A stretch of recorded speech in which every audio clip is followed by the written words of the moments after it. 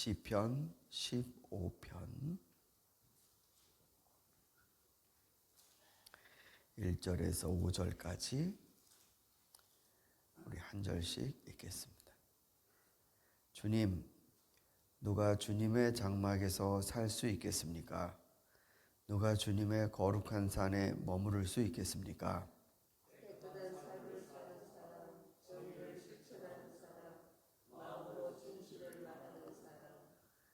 혀를 놀려 남의 허물을 들추지 않는 사람, 친구에게 해를 끼치지 않는 사람, 이웃을 모욕하지 않는 사람,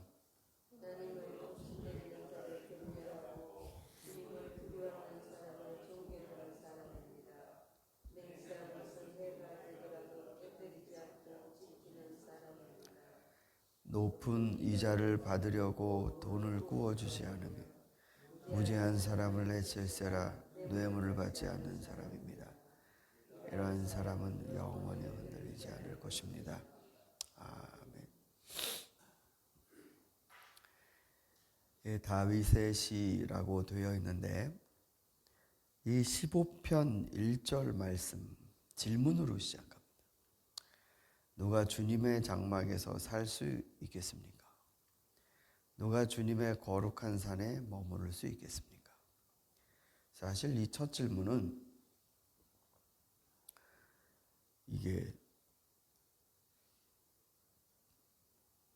신학적으로 따지면 굉장히 어려운 질문입니다. 그러니까 자격 조건을 물어보는데, 자, 조건은 뭐라고 있겠지만 그 앞에서 주님의 장막에 머무를 수 있겠습니까? 즉 주님의 장막은 어떤 곳인가? 이 주님의 장막은 당연히 주님이 계셔야겠죠.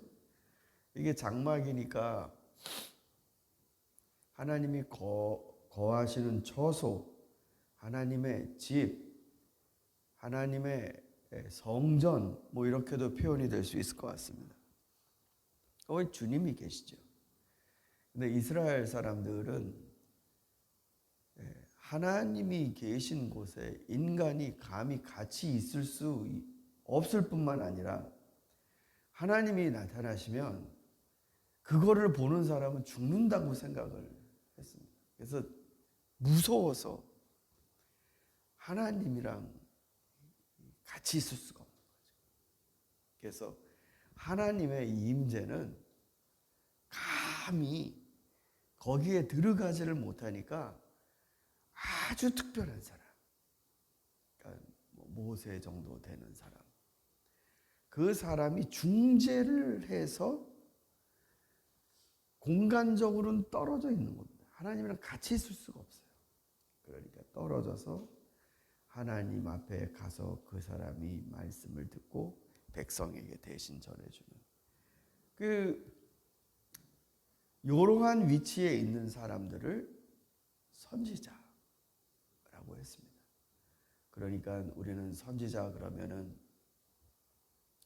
앞에 있는 것을, 미래에 있는 것을 말해줄 수 있는 사람, 이걸 그 시간적으로 이해를 하는데, 사실은 선지자는요 백성들과 하나님 사이에서 서 있는 사람. 그러니까 이 공간적인 개념입니다. 공간적인 개념. 앞은 앞이에요. 그러나 백성들보다 앞서서 하나님께 그래도 한 발 더 가까이 나간 사람. 아주 특별한 사람만이 그 하나님의 임재하심에 들어갈 수 있다. 그런데 이러던 차에 15편의 말씀을 보면 누가 주님의 장막에 살 수 있겠습니까? 누가 주님의 거룩한 산에 머무를 수 있겠습니까? 여러분, 과연 우리는 버텨낼 수 있을까요? 그게 하나님이 가지고 계신 그 영광과 그것 가운데 감히 내가 들어갈 수 있을까? 그것도 잠깐이 아니에요. 여기 보니까 살 수 있겠습니까? 살 수 있겠습니까? 그러니까 어느 왕이 거쳐간 곳을 식당이면 식당, 관광지가 되지 않습니까? 내가 거기 잠깐 들려서 여기 하나님이 계셨던 곳이래. 잠깐 보고 가는 게 아니라 사는 거예요. 누가 같이 살 수 있겠습니까? 아니 모세인들 같이 살 수 있을까?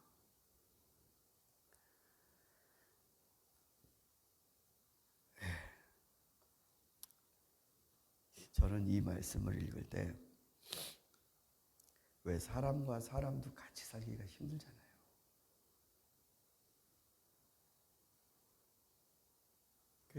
부부지간은 말할 것도 없고, 예전에는 요새는 거의 그런 집이 많이 있지 않지만 무슨 시어머니나 시아버지와 같이 사는, 그러니까 자기 마음대로 뜻대로 못 살고, 요즘은 오히려 거꾸로 돼갖고 며느리에 맞춰야 된다고 추석에 무슨 명절을 치르는 것도 이젠 젊은 사람들 맞춰야 된다고 그렇게들 합니다. 이 같이 산다라는 게 쉽지 않은데, 여러분 하나님이랑 같이 사는 건 쉬울까요? 어떻게 생각하십니까? 우리가 그렇게 좋아하는 하나님, 옷이 없어서, 아니 진짜 오시면 같이 좀 오래 사실 수 있겠어요? 가시 없어서 그러지 않겠어요? 나중에 과연 아브라함이 그랬고, 성경의 인물들을 보십시오. 하나님의 말씀과 동행을 하는데 이거 못 버팁니다. 그죠? 하나님 약속을 해주시는데 이게 이루어져야 말이죠. 그러면서 세상살이는 어려워집니다. 아브라함이 막 포기도 하고 낙심도 하고 인간적인 선택도 하고 죄도 짓고, 하나님이랑 같이 사는 게 과연 쉬울까? 그런데 감히 그 일을 해낼 수 없을 것 같고, 우리 중 누가 감히 하나님의 존전에 들어갈 수 없을 것 같은데, 다윗이 그걸 답변하고 있는 겁니다. 다윗이. 이 사람은 신학자도 아니고, 이 사람은 설교가도 아니고, 선지자도 아니고, 하나님의 부르심에 동행하며 산 사람인데, 그 사람이 자기의 얘기로, 자기의 인생의 경험으로 얘기해 주는 겁니다. 이런 사람이 하나님이랑 같이 살 수 있다. 내가 하나님 경험해 봤는데 하나님이랑 같이 살려면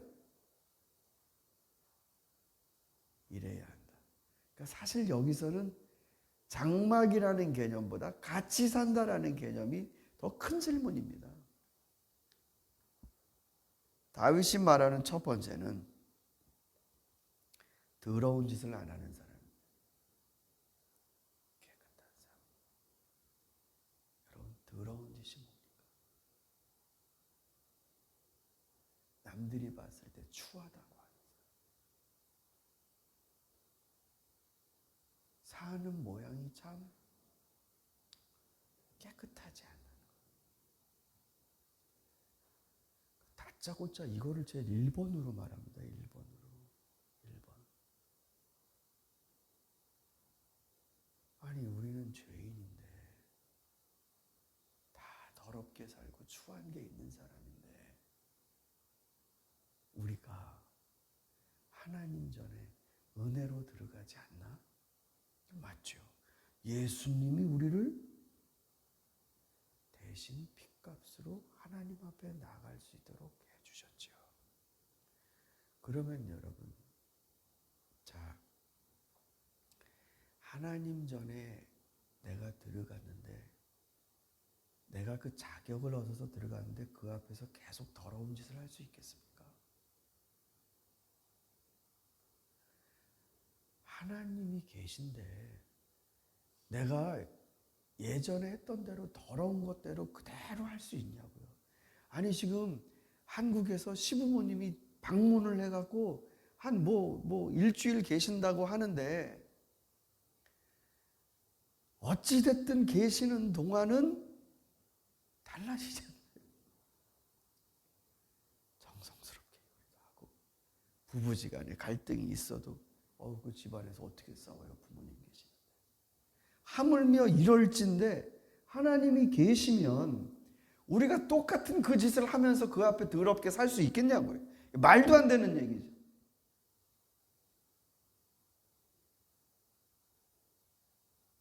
부모님 옆에 앞에다 세워놓고 보란 듯이 더럽게 산다고요? 다윗은요, 뭐 그 사람이 할례를 받았나, 무슨 뭐 정결례를 지키고 제사를 드리나, 율법을 제대로 지키나, 그런 게 리스트에 없습니다. 여기 하나님과 같이 살 수 있는 사람의 리스트에. 제일 첫 번째가 하나님의 그 계시는 하나님의 임재 앞에는 우리를 그 앞에 불러주신 것만으로도 감히 거기서 살 수 없는데 참여한 것만으로도 큰 은혜입니다. 그런데 거기서 더럽게 살 수 없다는 거죠. 이건 누구한테 하는 얘기 같습니까? 이 시를 읽는 사람들은 제일 처음으로는 이스라엘 백성들 아니겠습니까? 이스라엘 백성들이 늘 입에 달고 다니는 게 하나님 우리를 선택해 주셨다. 하나님 우리와 같이 하신다. 우리가 하나님 자식이니까 어떻게 살아도 하나님 우리에게 약속해 주신 축복들을 이루신다. 성전에 들어가면 평안하다, 평안하다, 평안하다. 이런 거 입에 달고 사는 사람. 깨끗하게 살지 않아요.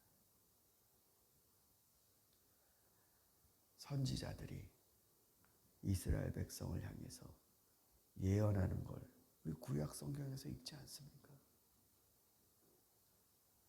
뭐를 예언하는가요?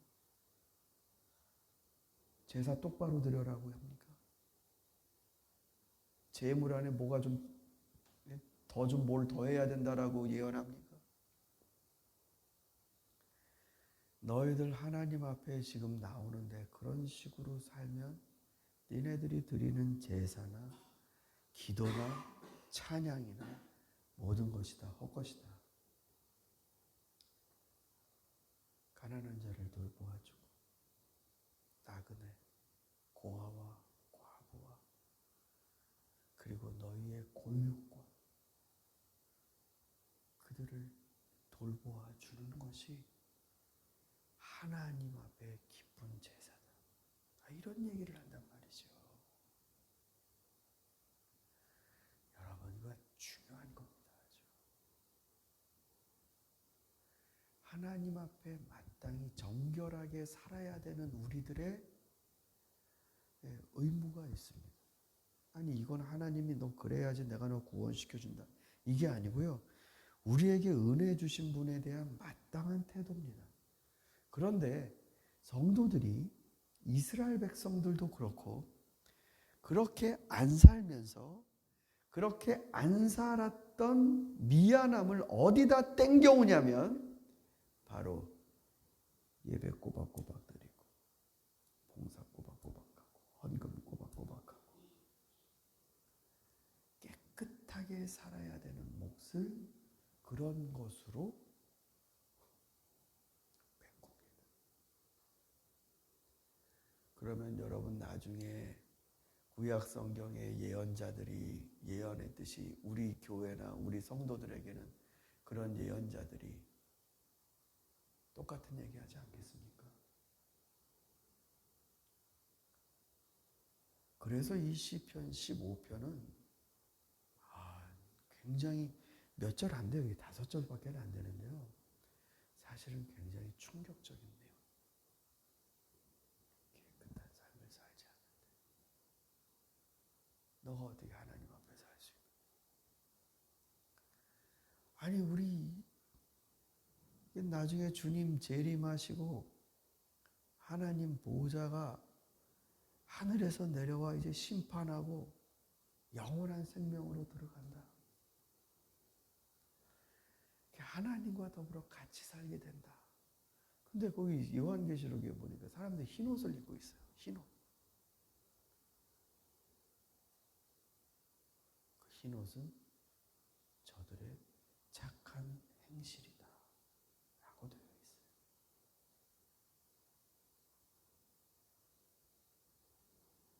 하나님 앞에 같이 그 영원한 생명으로 주님과 더불어 같이 사는데 더럽게 살지 못합니다. 그 하나님과 어울리질 않아요. 그 드레스 코드가 있잖아요. 결혼식 갈 때 입는 옷처럼 하나님 계실 때 우리들의 삶의 태도가 맞춰지는 코드가 있다고요. 깨끗한 삶을 살아야 돼요. 사랑하는 우리 성도 여러분, 깨끗한 삶은 사실은 어려운 것도 아닙니다. 깨끗한 삶은 단순한 것. 더럽게 살 때 복잡해집니다. 생각이 많아지고 꼬이게 됩니다. 깨끗한 삶은 투명하니까 들킬 게 없어요. 벌써 다 보이니까. 근데 더러운 삶은 가려야 되니까 복잡해집니다. 자유가 없습니다. 어쩌면 깨끗한 삶은 나를 위해 좋은 은행, 내가 자유롭고 저와 여러분이 가릴 것이 없는 하나님 앞에 거짓 없는 사람들 앞에 숨기지 않고 살아가는